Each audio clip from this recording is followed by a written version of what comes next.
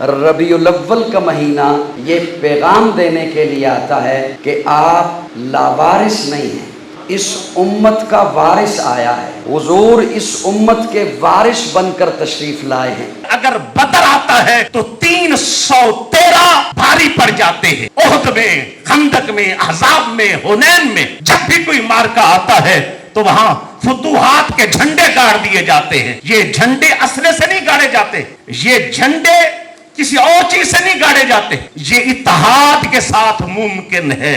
اور کوئی بھی مسلمان اس کے ایمان کی تکمیل نہیں ہو سکتی جب تک اس کے اندر جذبہ یہ ہو کہ آقا علیہ السلام کا جو حکم ہے وہ سب حکموں سے اعلیٰ ہے، اس سے آگے کوئی کسی کی مجال نہیں ہے۔ اتنی اللہ تبارک و تعالیٰ کی نعمتیں ہیں کہ وَإِن تُعُدُّوا نِعْمَتَ اللَّهِ لَا تُحْصُوهَا، اللہ کی نعمتوں کی گنتی کرنا چاہو تو تم گنتی بھی نہیں کر سکتے۔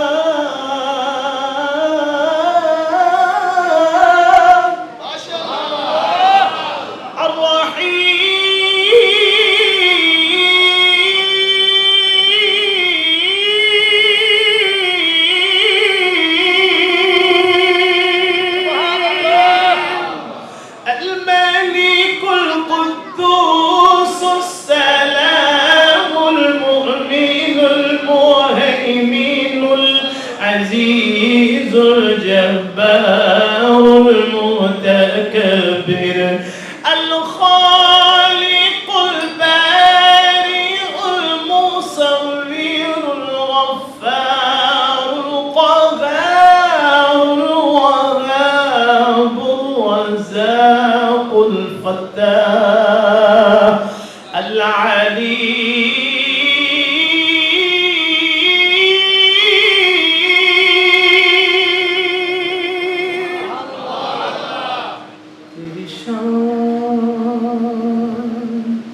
کیسے کروں بیان اللہ جل جلالہ۔ میں مختصر سی بات کرتے ہوئے میں گوش گزار کروں گا کہ ہم جو غیر کہتے ہیں وہ سننے والی بات ہے۔ اس موقع پہ میں چند حوالے دوں گا جو غیر مسلم نے سرکار صلی اللہ علیہ وسلم کی شان بیان کی ہے اور ان کی اہمیت کو تسلیم کیا ہے۔ سب سے پہلے موہن داس کرم چند گاندھی نے کہا تھا کہ وہ رسول صلی اللہ علیہ وسلم روحانی میں پیشوا تھے، بلکہ ان کی تعلیمات ہم سب کو بہتر سمجھتا ہوں۔ کسی روحانی پیشوا نے خدا کی بادشاہت کا پیغام ایسا جامع نہیں پہنچایا جیسا کہ پیغمبر اسلام نے پہنچایا۔ مہاراجہ نرسنگ گڑھ کہتے ہیں کہ جی محمد صلی اللہ علیہ وسلم کی زندگی صراط عمل و اثار کا مرکہ ہے۔ میرے پاس بے شمار حوالے ہیں، ٹائم بہت کم ہے، غیر مسلموں سے لے کے مسلمانوں تک میں بہت ہی مختصر سی بات کرتے ہوئے انتہائی اختصار کے ساتھ کہ 12 ربیع الاول ہے، کہ 12 ربیع ہے، میں اس کو خوشی مناؤں یا کسی اور لفظوں میں بیان کروں کہ جب میرے رب نے کہا، حفصہ، کہ جب میرے رب نے کہا کہ آج کے بعد میں انسانوں سے بات نہیں کروں گا۔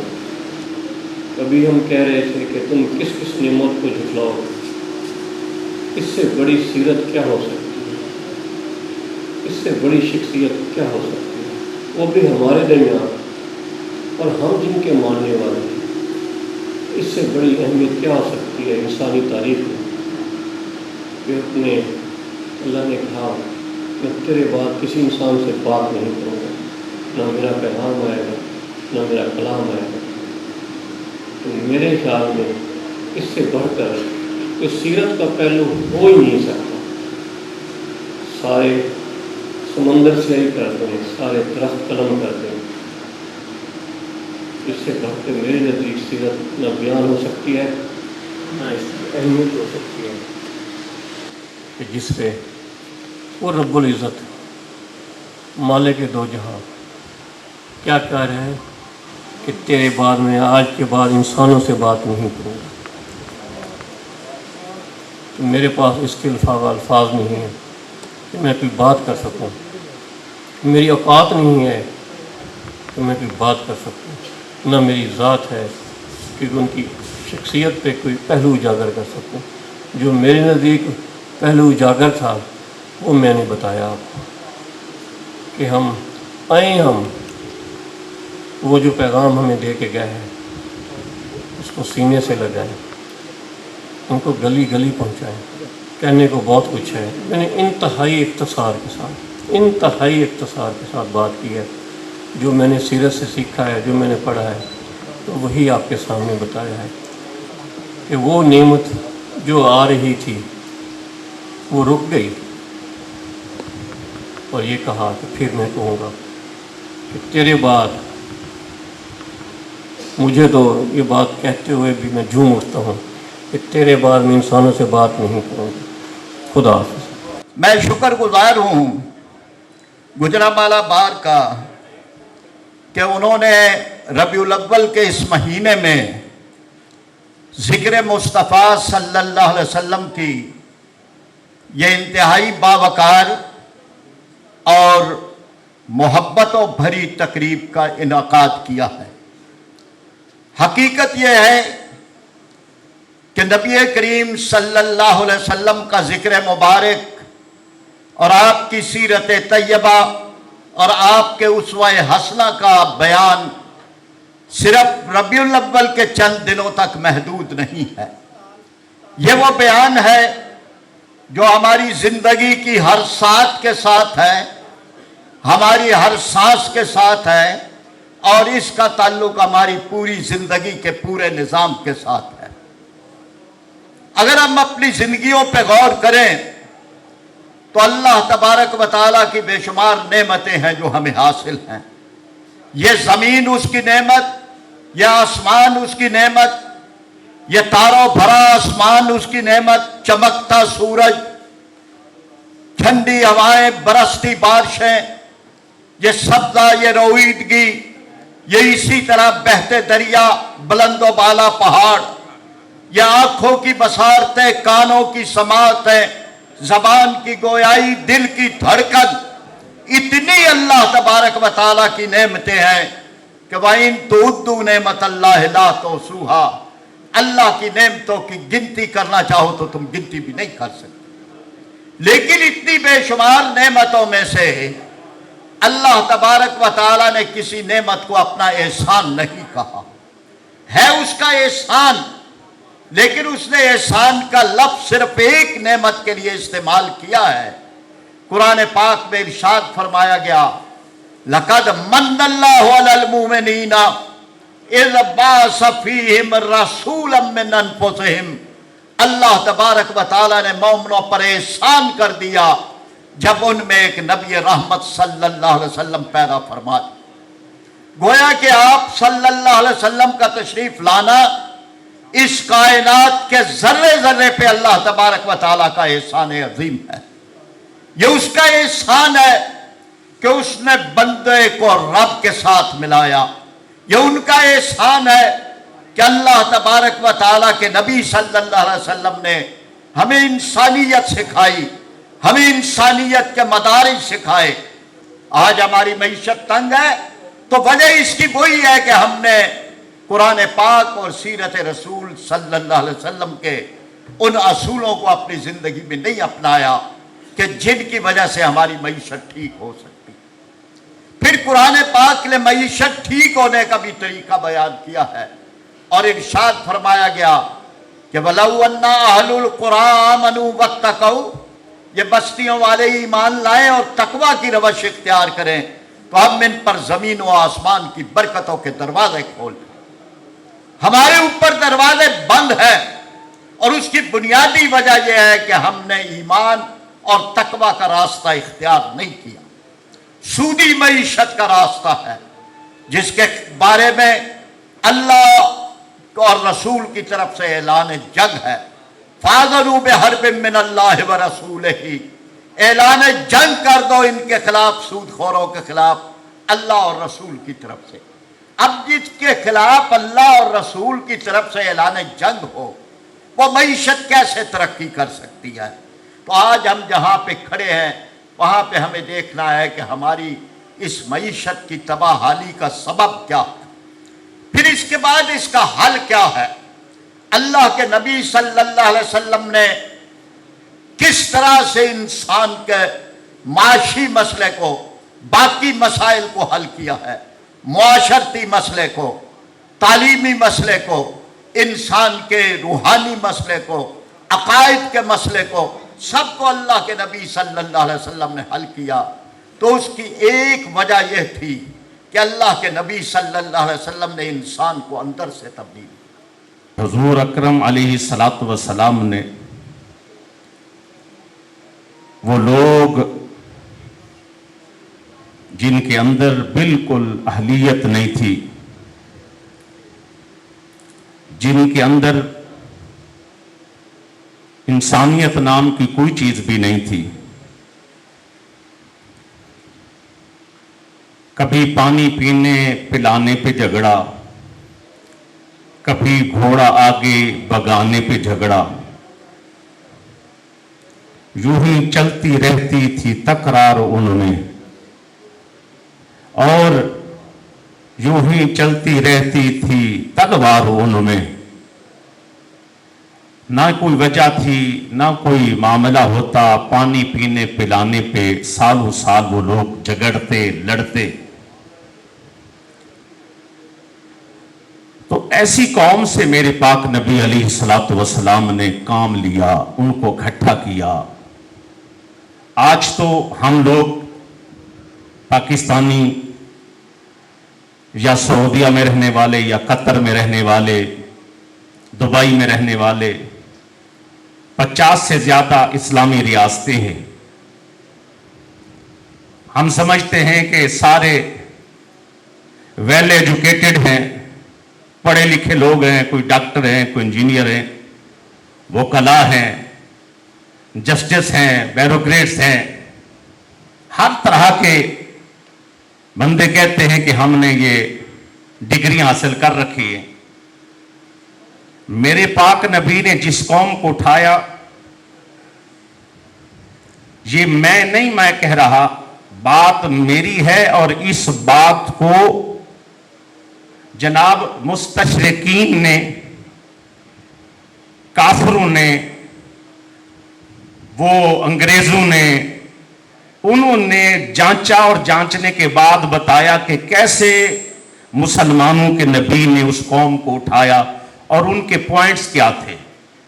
ان میں سے پہلا پوائنٹ یہ تھا کہ حضور اکرم علیہ الصلوۃ والسلام نے, میرے آقا نے نظریہ دیا. دیکھیں کہ حضور اکرم علیہ الصلوۃ والسلام نے, میرے آقا نے قوم کو کس چیز پر اٹھایا. آج ہم مسلمان ہیں, کلمہ بھی پڑھتے ہیں, لیکن دیکھیں آپ کی نظر کسی اور چیز پر ہے. ڈاکٹروں کی نظر، ڈاکٹروں کی سوچ وہ اور ہے، مولوی کی سوچ اور ہے، انجینئر کی سوچ اور ہے، سیاستدان کی سوچ اور ہے، اسی طرح عوام کی سوچ اور ہے، غریب کی سوچ اور ہے، امیر کی سوچ اور ہے، بزنس مین کی سوچ اور ہے. پھر ہم کیسے ترقی کریں گے؟ جب میرے پاک نبی آئے تو آپ علیہ الصلوۃ والسلام نے پہلے جب کام کیا تو وہ کام کیا تھا؟ Unity of the ideology. میرے پاک نبی نے نظریے کو متحد کیا. میرے پاک نبی نے ایک نظریہ دیا، کیا کہ غریب کو بھی ملاؤ، امیر کو بھی ملاؤ، جناب سیاستدان کو بھی ملاؤ، سارے سرداروں کو جو بھی ملتا ہے مل جائے. نظریہ کیا ہے؟ نظریہ یہ ہے کہ ہم سب کالا، گورا، سفید، عربی، اجمی سب بھائی بھائی ہیں. انما المؤمنون اخوہ، سارے مسلمان بھائی ہو گئے. آج ہم کتنے مثال کے طور پر بٹے ہوئے ہیں، کہاں کہاں تک ہم تقسیم ہو چکے ہیں. اور ہماری تقسیم کی حد دیکھ لیں. مدرسے والے ہیں تو وہ ان کی سوچ میں دوسرے یونیورسٹیوں میں پڑھنے والوں، ان کی نظر میں وہ کسی کام کے نہیں ہیں، اور یونیورسٹی میں رہنے والے لوگوں کے لیے مدرسے میں پڑھنے والے لوگ بیکار ہیں. اب اگر ہم سمجھے اسی طرح ہمارے اندر جدائیاں ہی جدائیاں ہیں، پھر ترقی کسی طرح ممکن نہیں ہے. حضور نے تو لڑنے، لڑانے، مارنے والوں کو، قاتلوں کو اس قدر ان کی سوچوں کو مضبوط کیا، وہ سارے متحد ہو گئے. جب متحد ہوئے تو پھر اگر بدر آتا ہے تو 313 بھاری پڑ جاتے ہیں. احد میں، خندق میں، احزاب میں، حنین میں جب بھی کوئی مارکا آتا ہے تو وہاں فتوحات کے جھنڈے گاڑ دیے جاتے ہیں. یہ جھنڈے اسلحے سے نہیں گاڑے جاتے، یہ جھنڈے کسی اور چیز سے نہیں گاڑے جاتے. پالیسیاں ساری اپنی جگہ پر ہیں، یہ اتحاد کے ساتھ ممکن ہے. میرے پاک نبی علیہ الصلوۃ والسلام نے آپ جو کام کرتے تھے، کنسسٹنسی، آپ کے اندر استقامت تھی، آپ ریگولر کرتے تھے، آپ باقاعدگی سے کرتے تھے، دائمی وہ کام کرتے تھے. ایک کام کیا ہے باقاعدگی سے کر رہے، چھوڑے نہیں.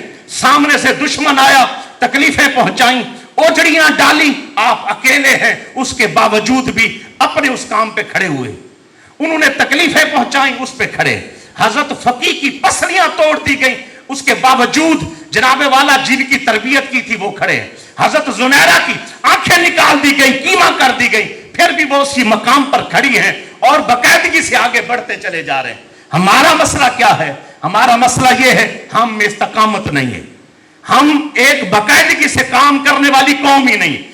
ہم چاہتے ہیں بس رات کو کوئی ایک نیت باندھے، صبح کے وقت وہ معاملہ ہمارا حل ہو جائے. ایسے نہیں ہوتا. پہلے مکی دور دیکھنا پڑتا ہے، بعد میں مدنی دور آتا ہے. ربیع الاول کے مہینے کا آغاز ہوتا ہے ماشاءاللہ، اور ساری دنیا میں جہاں جہاں عاشقان رسالت ہیں، عاشقان اسلام ہے، ہر ایک اپنے اپنے حصے کو لینے کی کوشش کرتا ہے. ہم اس میں کوئی چار چاند نہیں لگاتے، بلکہ ہم اپنے میں چار چاند لگاتے ہیں. یعنی اس ذکر کو کوئی زینت ہم سے نہیں ملتی. یہ خوش نصیب ہوتے ہیں وہ لوگ جنہیں یہ ذکر منتخب کرتا ہے زینت کے لیے. ہم اس ذکر کی عزت میں کوئی اضافہ نہیں کرتے، بلکہ یہ ذکر منتخب کرتا ہے ان لوگوں کو جن کو عزت دینا چاہتا ہے، ان کی زبان پہ محمد و آل محمد کے ذکر کو جاری کرتا ہے. کہتے نا ان سعادت بدور بازو نیست دان بخشن خدای بخشن دے. یہ اللہ کی عطا ہو، یہ دلوں کا معاملہ ہوتا ہے. مسئلہ صرف اتنا ہے کہ آپ کی بعثت کس زمانے میں ہوگی. ظاہر ہے کہ میرے سامنے عام مجمع نہیں ہے، نہ عام مجلس کا مجمع ہے، نہ عام محفل کا مجمع ہے، माशाअल्लाह दानिश्वर तबका बैठा है, कानूनदान तबका बैठा है, जिसकी सोच, जिसकी फिक्र, जिसकी गुफ्तगू रहनुमा बनती है मुआशरे के लिए। लिहाजा चंद मिनट में आपके सामने कुछ अराइज रखना चाहता हूं। कैसा दौर था, कैसा मुआशरा था, नफरतों में डूबा हुआ, तासुबात में डूबा हुआ, एक दूसरे के खून के प्यासे, कोई अदल व इंसाफ नहीं। उस जमाने के सरदारों का सिस्टम, उस जमाने के जाबिरों का सिस्टम नाफिज। 2 वक्त की रोटी के एवज गुलामी में खानदान चले जाते थे। जब कहत पड़ता था 2 वक्त के खाने के एवज पूरे पूरे खानदान गुलाम बनाए जाते थे। यह सिस्टम था, सरदारों का सिस्टम था। अपनी मर्जी के खुदा बना के बैठे थे। बुत सिर्फ मट्टी का नहीं होता, चलते फिरते बुत भी थे अबू जहल जैसे, जिनकी पूजा होती थी। कबायली दुश्मनी, सदियों तक जंग जारी है। अगर एक खून हो गया, बेटियों को जिंदा दफनाने की तारीख मौजूद।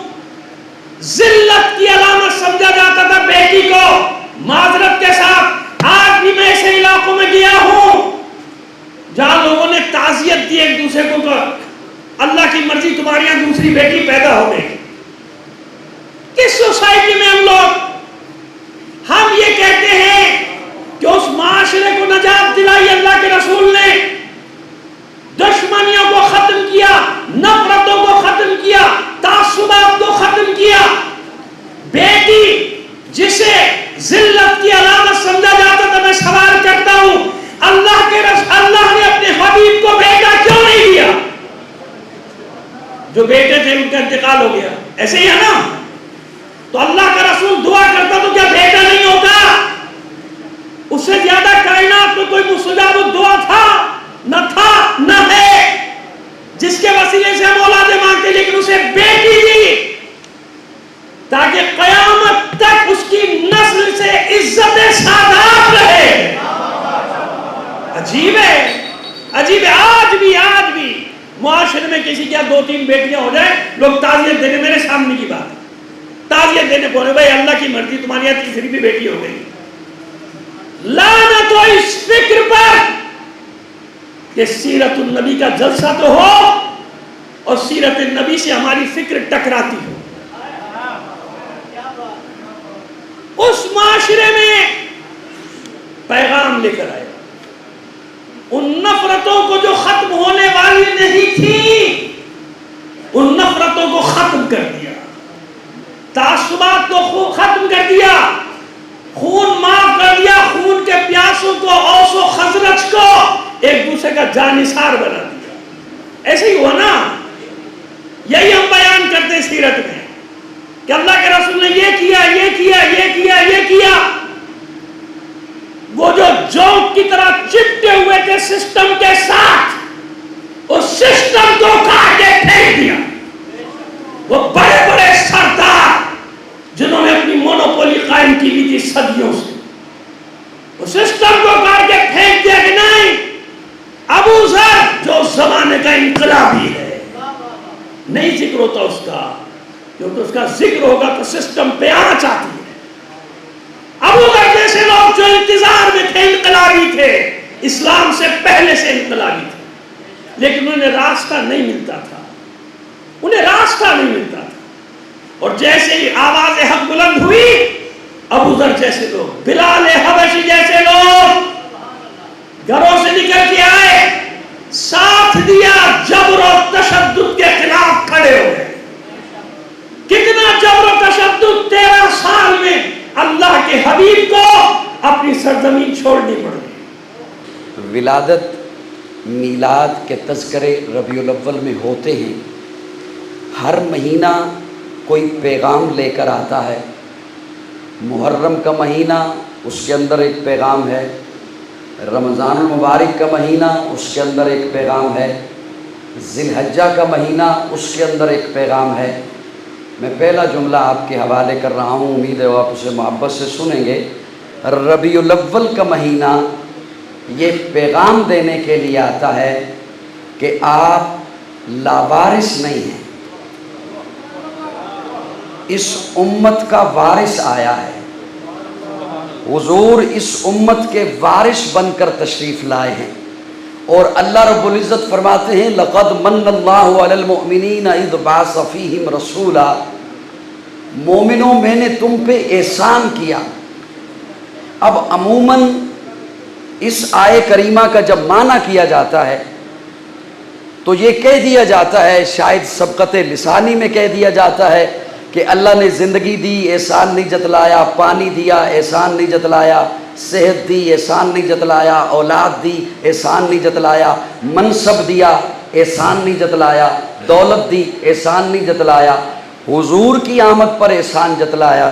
تو میں اسے ادھورا معنی سمجھتا ہوں، یہ اس کا مکمل معنی نہیں ہے۔ حالانکہ اللہ رب العزت نے زندگی دی تب بھی احسان جتلایا، پانی دیا احسان جتلایا، رزق دیا احسان جتلایا، دولت دی احسان جتلایا، اولاد دی احسان تب بھی جتلایا، لیکن اس کے احسان جتلانے کا انداز جدا ہے۔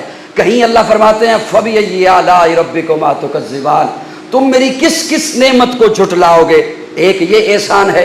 کہیں اللہ فرماتے ہیں وَإِن تَعُدُّوا نِعْمَتَ اللَّهِ لَا تُحْصُوهَا، تم میری نعمتوں کو نہیں گن سکتے۔ اب یہاں بھی معنی پہنچنے میں تھوڑی سی غلطی ہو جاتی ہے۔ نعمتوں کی تو اللہ نے بات ہی نہیں فرمائی۔ اللہ فرماتے ہیں وَإِن تَعُدُّوا نِعْمَتَ اللَّهِ، واحد کا صیغہ ہے، تم میری ایک نعمت کو بھی نہیں گن سکتے۔ یہ بھی اللہ کا احسان ہے۔ آگے چلنے سے پہلے میں اس ایک لفظ کو اگر آپ کے پاس وقت ہو تو میں ذرا کھول دوں۔ وَإِن تَعُدُّوا نِعْمَتَ اللَّهِ لَا تُحْصُوهَا، میری ایک نعمت کو نہیں گن سکتے۔ اب یہ اللہ کا قرآن ہے، میری ایک نعمت کو نہیں گن سکتے۔ اللہ پانی نعمت میں نے گن لیا، زبان نعمت میں نے گن لی، آنکھ نعمت میں نے گن لی، دل نعمت، دماغ نعمت میں نے گن لی، اور اللہ قرآن میں دعویٰ کر رہے ہیں، اور یہ اللہ کا دعویٰ ہے۔ اللہ فرماتے ہیں وَإِن تَعُدُّوا نِعْمَتَ اللَّهِ، میری ایک نعمت بھی تم نہیں گن سکتے۔ اب میں اس کا معنی آپ کے حوالے کر رہا ہوں۔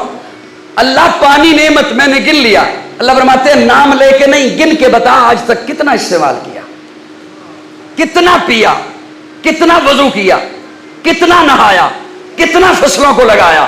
آنکھ ایک نعمت، گن کے نہیں، نام لے کے نہیں، گن کے بتا آنکھ کو کتنا استعمال کیا، کتنی دفعہ بیت اللہ دیکھا، کتنی دفعہ حضور کا روزہ دیکھا، کتنی دفعہ والدین کو دیکھا۔ زبان ایک نعمت، محض نام لے کے نہیں، گن کے بتا زبان کو کتنا استعمال کیا، کتنا چکھا، کتنا کھایا، کتنا بولا۔ عرض یہ کر رہا تھا نعمت کے ملنے پر رب نے احسان جتلایا ہے، لیکن یہ جو من اللہ نے فرمایا محبوب کی آمد پر، لقد من اللہ علی المؤمنین اذ بعث فیہم رسولا، من اللہ کہتے ہیں ایسا احسان جس کا بدل نہ ہو اور بدل نہ ہو جس کا۔ اب میں اپنے ذوق میں اس کا معنی یوں کیا کرتا ہوں، ہم نے اللہ سے مانگی دولت، اللہ نے اٹھائی دے دی۔ ہم نے رب سے مانگی اولاد، اللہ نے اٹھائی دے دی۔ ہم نے رب سے مانگی صحت، منصب، اللہ نے اٹھایا دے دیا۔ یہ سارا کچھ دینے کے بعد اللہ نے اپنے خزانے میں دیکھا کوئی کمی نہیں ہوئی، لیکن جب اپنے محبوب کو اٹھایا دے دیا، اب جو خزانے میں دیکھا، خزانے میں سب کچھ تھا، محمد نہیں تھا۔ اس لیے فرمایا لقد من اللہ علی المؤمنین اذ بعث فیہم رسولا، مومنوں ہوش کرو، میں نے تمہیں کیا دے دیا؟ میں نے تمہیں وہ دے دیا جو میرے پاس ایک ہی تھا، میں نے ایسا کوئی اور بنایا ہی نہیں۔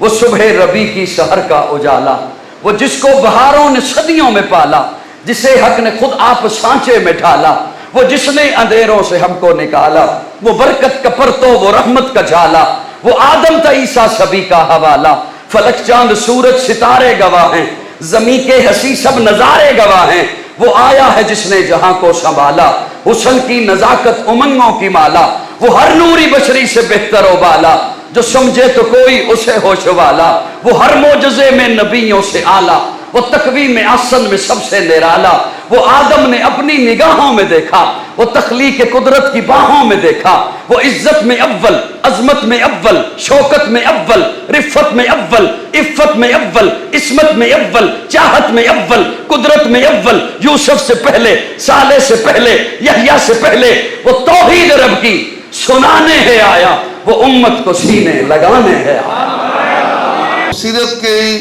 باتیں تو بہت زیادہ ہو گئیں، تمام علماء کرام نے یہ باتیں کی اور اس طرح نے ایجنڈا دیا کہ تمام مکاتب فکر کو بلایا جائے کہ وہ اپنے اپنے سسٹم کے تحت جو ہے سیرت کو بیان کرے۔ تو آپ نے سنا ہوگا، دیکھا ہے کہ تمام علماء نے قرآن پاک کی یاد کا حوالہ دیا اور احادیث کا حوالہ دیا، اس میں ایک بھی بات کنٹروورسی والی نہیں تھی۔ تو خدارہ فرقہ بازی سے بچیں، قوم کو تقسیم ہونے سے بچائیں اور جد و جہد اسلام کے لیے اور ملک کے لیے کریں۔ میں سیرت میں تھوڑا سا آتا ہوں۔ غزوہ بدر تھا، آقا علیہ السلام ساری رات دعا مانگتے رہے کہ یا اللہ مدد فرما، یا اللہ مدد فرما۔ جب صبح ہوئی تو تھوڑے اسباب کے ساتھ میدان جنگ کے اندر آ گئے تو اللہ نے فتح دی۔ پھر اسلام پھیلتا پھیلتا بر صغیر تک آ گیا۔ میں تھوڑا حوالہ دوں گا سلطان صلاح الدین ایوبی کے زمانے کا کہ کچھ عیسائی تھے ایک برج کے اندر بیٹھے ہوئے اور مسلمانوں کی منجنیق وہاں پہ پتھر برسا رہی تھی۔ وہ دعائیں مانگ رہے تھے کہ یسوع مسیح کے اللہ ہمیں اس منجنیق کے گھوڑے سے بچا، لیکن اس محنت کے آگے، اس طاقت کے آگے کوئی دعا ان کے کام نہ آئی اور وہ سارے کے سارے مارے گئے، قلعہ فتح ہو گیا۔ تو اب ہماری بھی وہی صورتحال ہے، ہم قوم دعاؤں پہ ہیں کہ یا اللہ ہمیں آزادی دلا، یا اللہ ہمیں امریکہ سے بچا۔ تو امریکہ سے ہم تب بچیں گے جب سیرت مصطفیٰ پہ عمل کریں گے، اور کوئی بھی مسلمان اس کے ایمان کی تکمیل نہیں ہو سکتی جب تک اس کے اندر جذبہ یہ ہو کہ آقا علیہ السلام کا جو حکم ہے وہ سب حکموں سے اعلیٰ ہے، اس سے آگے کوئی کسی کی مجال نہیں ہے۔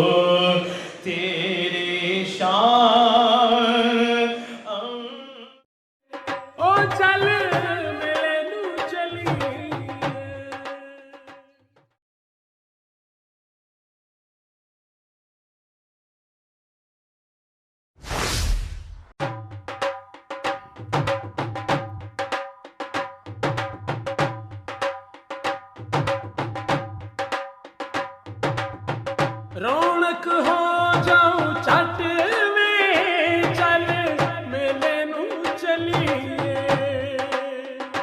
ओ रौनक हो जाऊं चट में चल मेले नू चलिए मल्ला कट कुड़ दे बट में चल मेले नू चलिए हाय चल